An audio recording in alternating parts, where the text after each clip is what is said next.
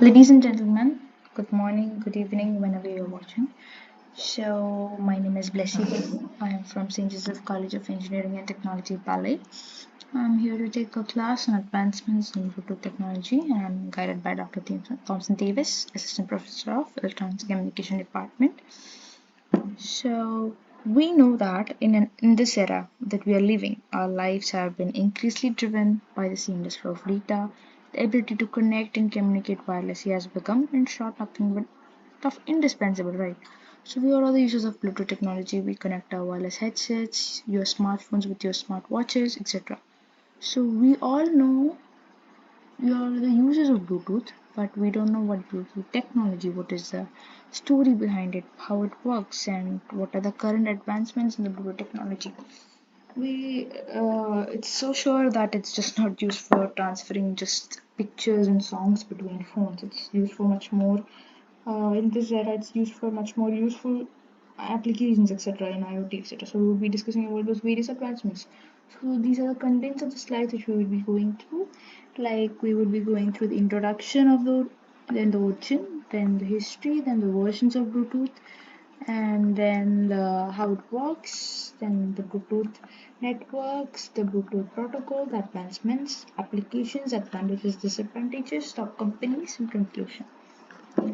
So basically, what is Bluetooth? So as I told, we wirelessly communicate or connect things, right? So it is a short link radio technology that has been used for exchanging data between devices over a short distance. So Bluetooth is a wireless technology. It is used for short distance and it uses radio waves and it is used for exchanging data by creating a PAN, personal area network, and it mostly uses mode limits transmission power to 2.5 milliwatts. That's because the Bluetooth devices operate in different power classes, so which determine the maximum transmit power they can use. So basically, there is class 1, class 2, and class 3. In class 1, it has a transmit power limit transmit power to 100 milliwatts, and its distance is 100 meters. It's used for commercial purpose, commercial industrial purposes. And for the class 2, it's used for consumer applications like smartphones, laptops, etc. That's why I have mentioned in the slide. That's 2.5 milliwatts and it allows a very short range up to 10 meters. And in class 3, it's limited to 1 milliwatts and it's very short range. That's 1 meters, etc. It's not commonly used, but it's a class that's being used in a Bluetooth technology. And basically, this it, the you it in a frequency band, this is allocated. It uses UHF radio waves in ISM band. Whereas UHF is ultra high frequency. So it's a range of electromagnetic waves that is used for various wireless communication technologies. And the ISM stands for Industrial, Scientific, and Medical. So it's a frequency band that has been allocated for the use of these ISM. As you know, it is a band that is designed for open and unlicensed, and it is coexisting with Wi-Fi, Zigbee, etc. And it has a frequency band from 2.02 gigahertz to 2.48 gigahertz, and it has an IEEE standard of 802.15. And we are so familiar with the Bluetooth logo, right? This is something which we have been seeing since ages, since our childhood.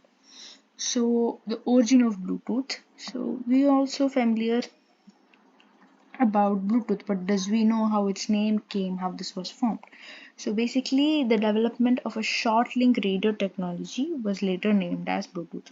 Ericsson Mobile wanted to combine with integrate IBM ThinkPad product, and when they learned that the power consumption on the cell phone technology at that time was way too high to be integrated into a notebook. So what they did, they studied, they came across various research and developments, and then IBM invited Intel, it recruited Toshiba, it recruited Nokia. So by forming these five top companies, that is Ericsson, Intel, Nokia, Toshiba, and IBM, this formed a SIG group, Bluetooth SIG, that is Bluetooth Special Interest Group, that has been focused on learning and developing of Bluetooth technology.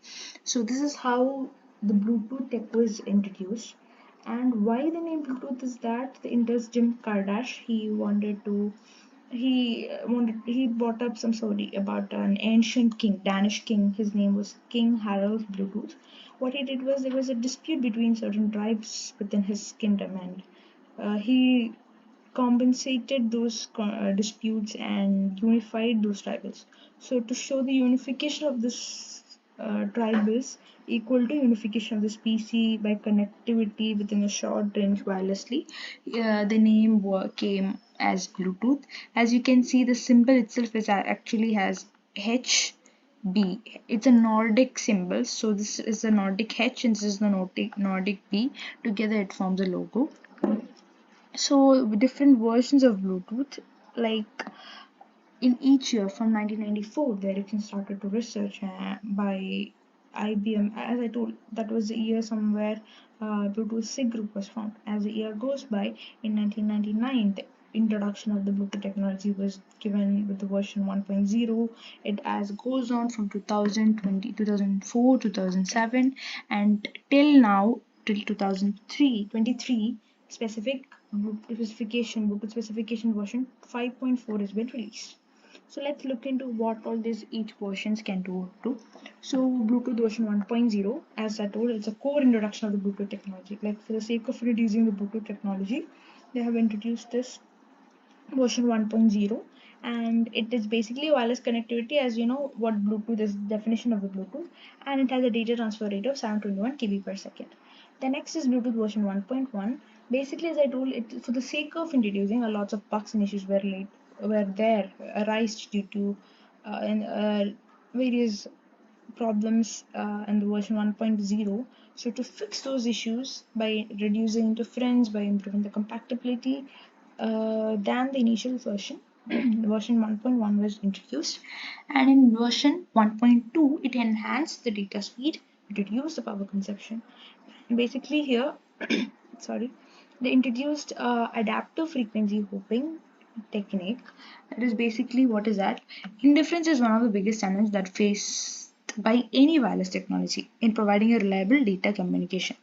Since wireless communication like Bluetooth, Wi-Fi all share a same frequency band, it is possible for a data packet that is being transferred to be corrupted or lost if it collides with another packet being transmitted at the same time and on the same frequency. So one of the technique that Bluetooth uses to overcome this interference is actually AFH. What it actually does is that the Bluetooth divides the frequency band, that is from 2.2402 to 2.8. We have a frequency band, right? This frequency band is divided into smaller channels. There is classic Bluetooth and Bluetooth low energy. In classic Bluetooth, it's divided into 79 channels, and in Bluetooth low energy, it's divided into 40 channels. Okay, so and this was to further reduce the chances of interference, and its data transfer speed was 2.1 megabits per second. In Bluetooth version 2.0, the data speed was increased, the better audio quality, the quality that has been shared, the audio that has been shared, the quality of that audio has been better. It enhanced security features, and it has a data transfer speed of 3 megabits per second. In the Bluetooth version 2.1, they introduced another technique for establishing a secure connection known as SSP, Secure Symbol Pairing. As the name suggests, it's for secure pairing. So SSP is a method that has been used during the pairing process between two Bluetooth devices to establish a secure connection. So it is to replace the earlier, less secure and more vulnerable pairing methods that has been used in Bluetooth versions. So what basically SSP uses is that it uses advanced cryptographic technique and additional security measure to protect against various attacks, including man-in-the-middle attacks. And one of the key features of SSP is that it uses strong encryption keys and the ability to display or exchange pairing codes, making it more user-friendly and secure. By this, it improved power efficiency, and it has a data transfer rate of 3 megabits per second. And next we have the version Bluetooth 3.0 plus HS. It's actually known as Bluetooth High Speed, which leverages Wi-Fi technology to achieve faster data transfer speeds. So Bluetooth 3.0 was designed to coexist with Wi-Fi in the same device. This means that a device with version Bluetooth 3.0 can have a Wi-Fi radio. These two wireless technology has the same frequency range in 2.4 GHz band. So HS in Bluetooth 0.0 HS stands for high speed. This version of Bluetooth incorporates an enhanced data transfer mode that take advantage of Wi-Fi radio. That is, when you transfer data, it uses traditional Bluetooth radio. When you want to increase the amount of data to be transferred or to increase the speed of the data, we would switch automatically seamlessly to Wi-Fi radio, and when it is not required, it switches back to Bluetooth radio. So its data transfer rate is up to 24 megabits per second. And in version 4.1, it improved the coexisting with 4G radios. It enhanced data transfer for classic Bluetooth and Bluetooth BLE. So classic Bluetooth is basically the original Bluetooth core Bluetooth technology, and it has two distinct data rate types, that is BR and EDR. BR is basic rate and EDR is enhanced data rate. And Bluetooth Low Energy was introduced for a much more lower power consumption applications. That is, it's used in healthcare, it's used in fitness, security. So where a very low power, Bluetooth itself uses a very low power. It's a low power consumption technology, but for much more very low power consumption, we use Bluetooth BLE, and it introduced features like bulk data transfer, and it has a data transfer rate of 1 megabits per second. As I told, BLE, low power, right? Low power, so the speed also got reduced. So basically, as each version goes on, three agendas are there. One is to increase the power, reduce the power consumption, increase the security, maximize the data transfer rate. Okay, so these three agendas, incorporating these three agendas, each version has been released, and when one has to stand, other two may have to sacrifice. So it depends upon these three agendas. So in version Bluetooth 4.2, it enhanced privacy, it improved security, a better power efficiency, and it has a support of IPv6 version, and it has a data transfer rate of 1 megabits per second.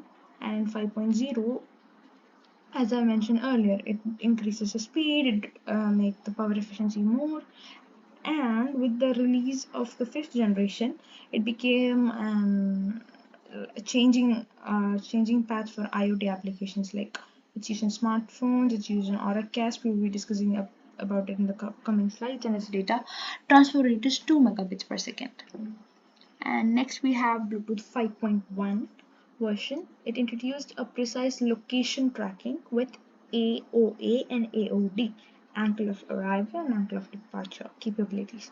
Basically, it's used for asset tracking. That is, when a device is emitting Bluetooth signals, we can detect the direction at which it is coming, like using angle of arrival.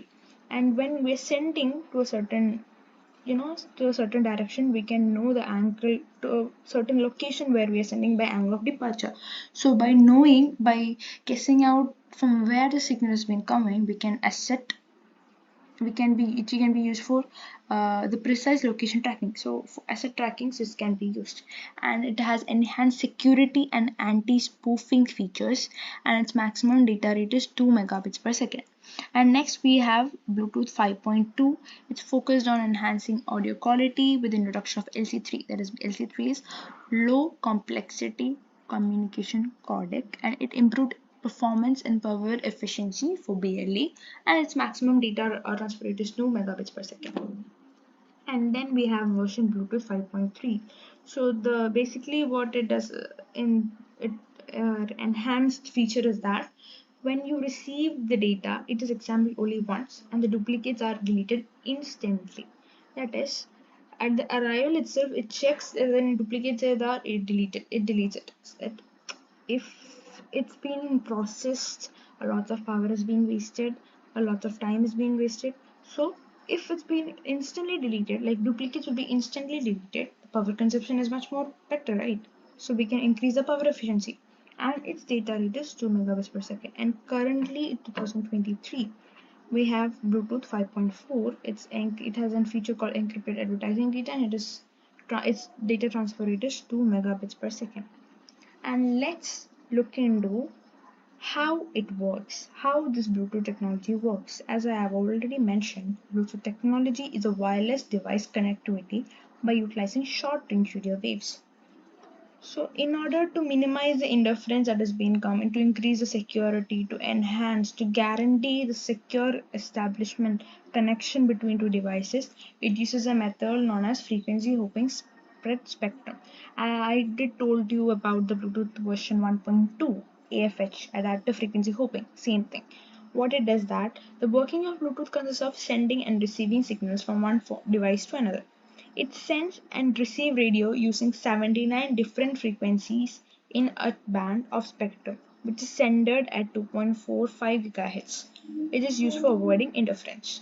So basically, this is a method. It's a basic important technique that's being used by Bluetooth technology for a secure transfer of data. So how it works is that every node determines nearby Bluetooth device using electromagnetic waves. This process is known as enquiry. This process is known as enquiry. This process is known as enquiry. And if the Bluetooth device wishes to check the information about another device in that range, then an enquiry is executed. Now, after the enquiry process, two devices will recognize each other from one device in the enquiry state and the other is in scan state. That is, a Bluetooth device in the enquiry state will respond to the another device and the active devices are detected during the scan. Now, while establishing a connection, the paging process is formed. So, page process is followed. And during page processes, we have three modes: active mode, hold mode, sniff mode, and park mode. So we have three modes: active, hold, sniff, and park. So what is active? In active mode, two devices, when after establishing a connection, it can divide it those devices can transmit and receive data packets and control data. And in hold mode, it is used for restarting the data transfer. Maybe you have seen when we were children, when we used to share Bluetooth images, like we share images using Bluetooth, sometimes they would ask us to restart, right? Resend it. The same thing. In sniff mode, the slave devices listens to Piconet. We will be discussing about Piconet in the next slide. So the slave device is the one where the data is to be sent and there's a master who will be sending those data. And in park mode, the device will be inactive. Okay, inactive when it is not being when the device is not being used, it can be parked, right? When we doesn't use a car, what we do, we park it, the same thing. Okay, so the slave device is assigned a bit address, and the hold, park, sniff, these three modes are used for power saving. As you can see, sniff mode, it listens to the Piconet, it waits for the master to send the data, and slave is waiting. And in park mode, it is inactive. So these three modes are used for power consumption, like saving the power consumption, minimizing the power consumption. That is, if the slave is inactive, it enters to the park mode. In this, the slave device maintains synchronization with the master. The master device is the one that sends the data. Now it releases a MAC address. Hold and sniff mode retains this MAC address. Okay, hold and sniff mode will retain this MAC address. For transmission of extensive data, sniff mode is used. It actually avoids unnecessary transmission of hold packets. And sniff mode has a higher duty cycle as compared to the other two modes, that is hold and park. Now for connection establishment, a unique inquiry and page algorithm is used. So the paging algorithm is for detecting the mode of Bluetooth, whereas the unique enquiry is for assuming the connection of the Bluetooth. So let M be a master. Let M be a master terminal that register all standby terminals. At the enquiry, it becomes a slave terminal. All slave terminals are sent to their master when a page message is sent to the slave terminal. So this is how data is being transferred in between two devices.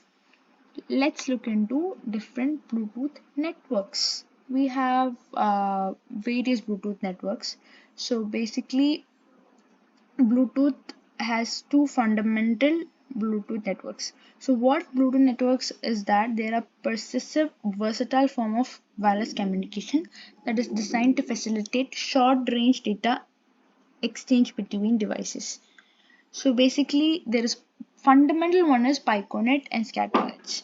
So a Piconet is a miniature ad hoc network that is formed by Bluetooth enabled devices. It's designed for short range wireless communication. So it's formed by at most 8 stations. That is, it includes master and slave together 8 stations, where one would be a master node and other rest all would be slave nodes. As you can see in the image itself, this one is master and other all are slaves. 1, 2, 3, 4, 5, 6, and 7. So there are 7 slaves that has been connected, that has been active mode, and one master.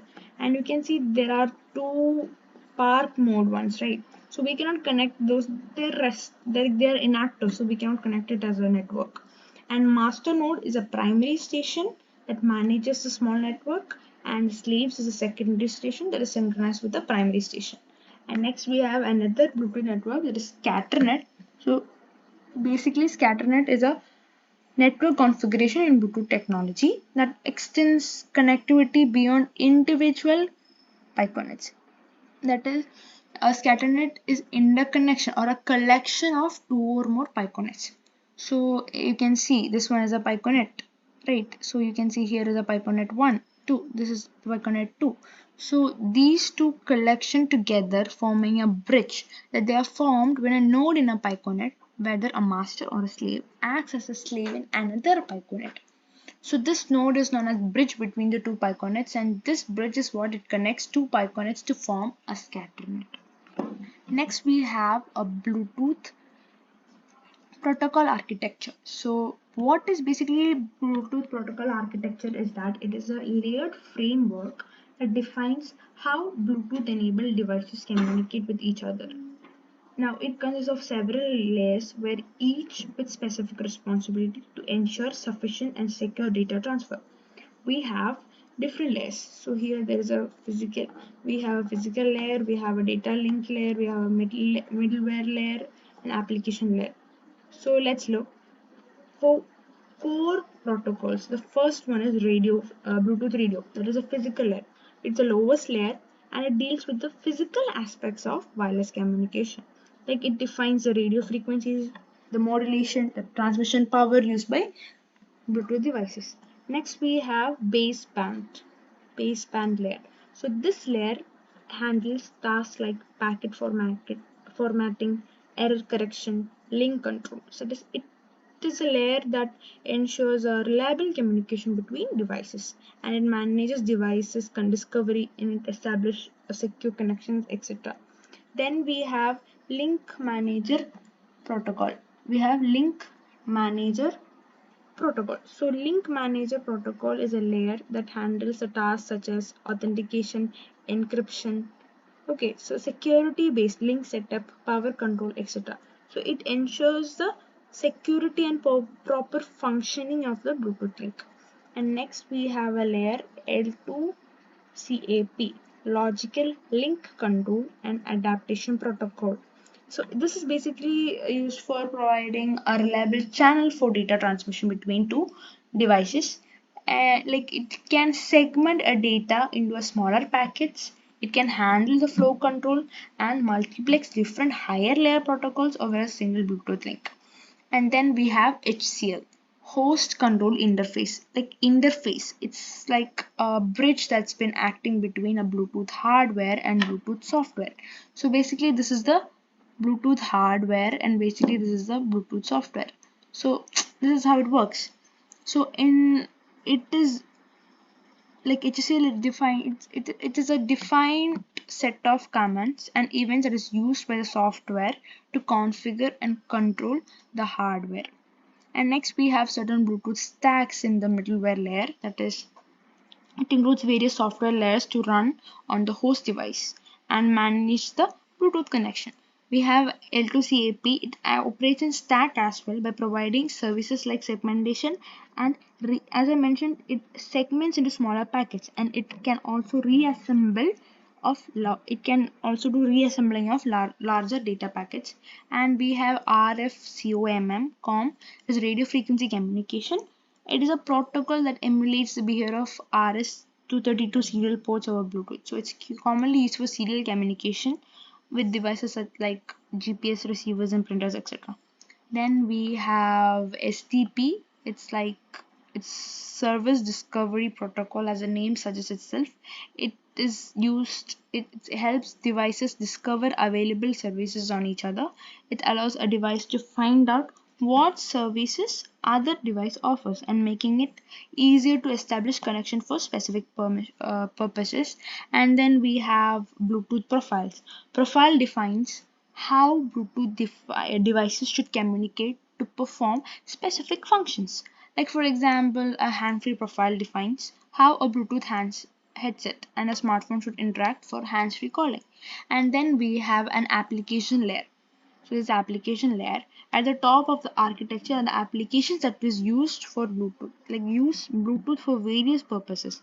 It can be used for audio streaming, it can be used for file sharing, it can be used for data synchronization, control of IoT devices, etc. So this is basically the Bluetooth protocol architecture. Let's dive into the advancements in Bluetooth technology. So we all are so familiar with the applications like connecting for wireless headphones, connecting your smartwatches with your watches with your smartphones. So there are other important applications that has been used.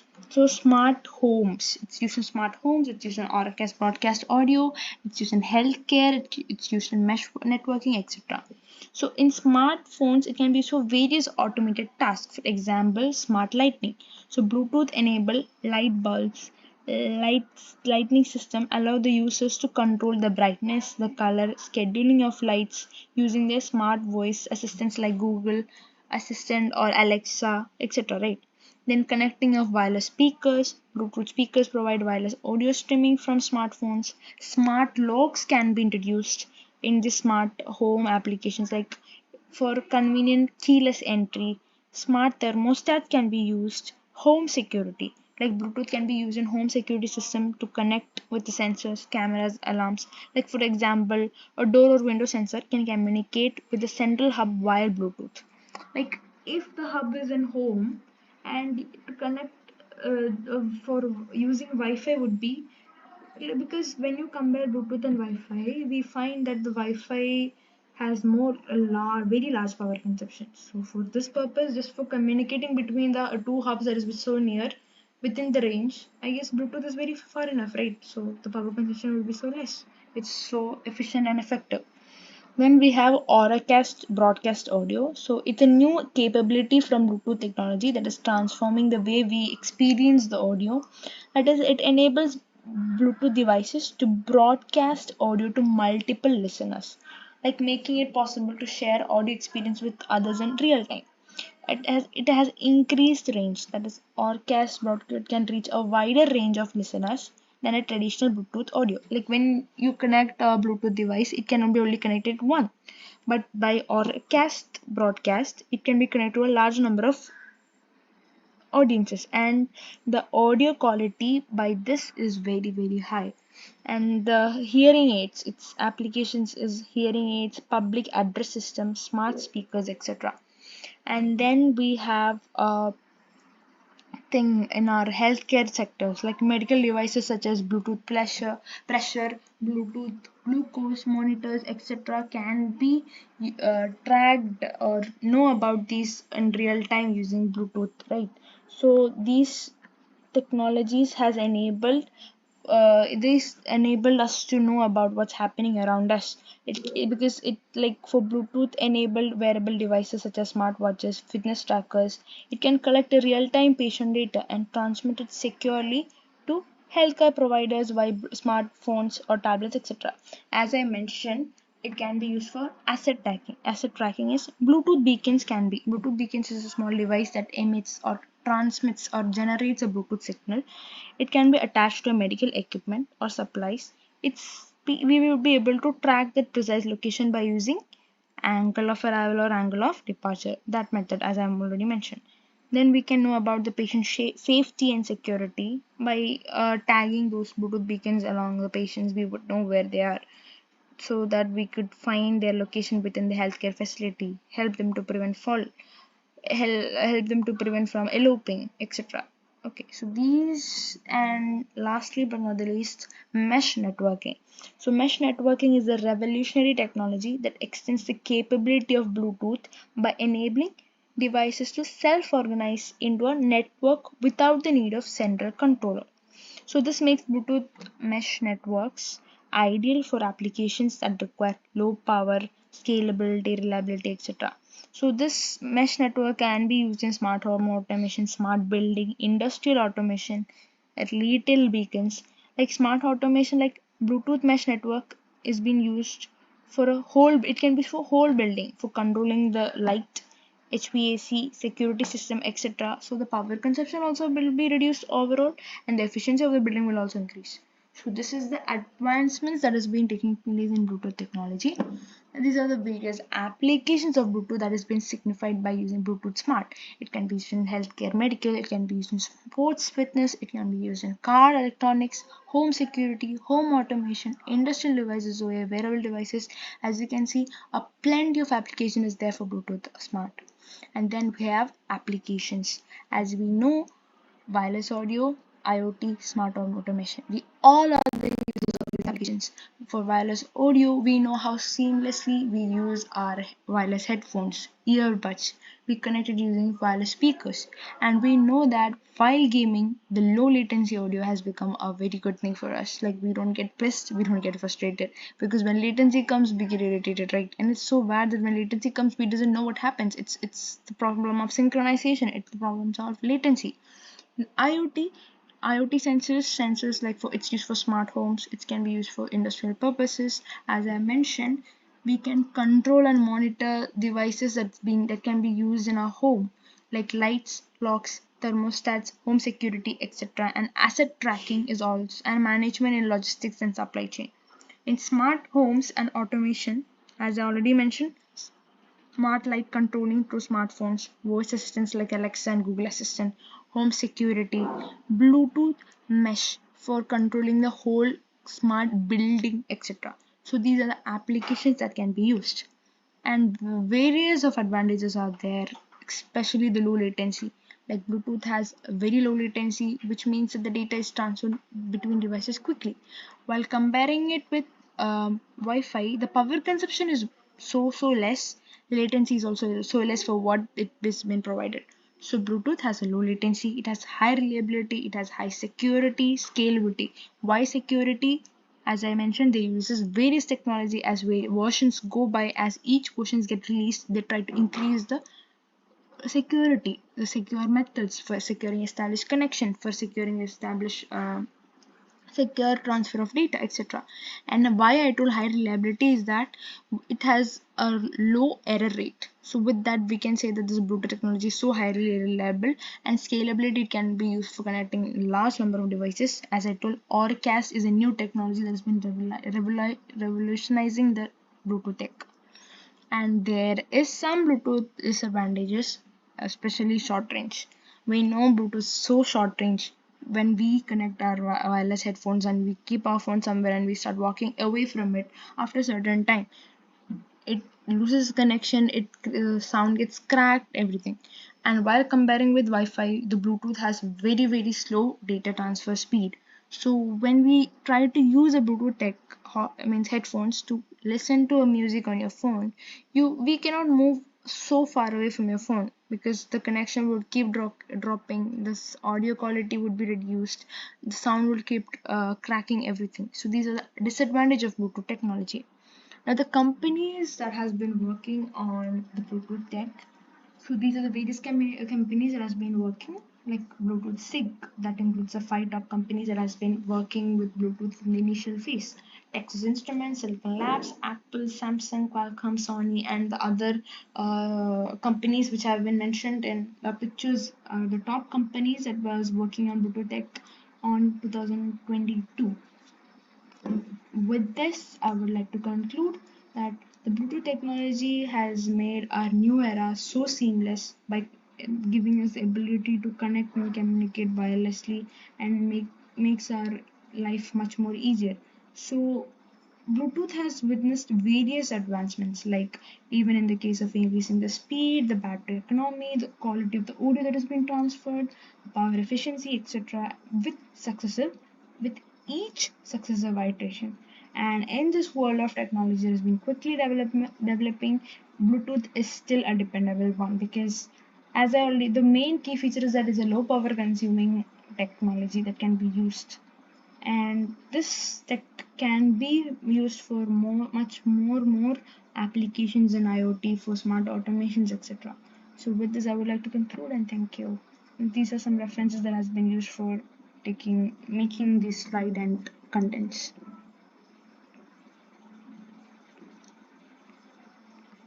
Thank you so much. Bye bye.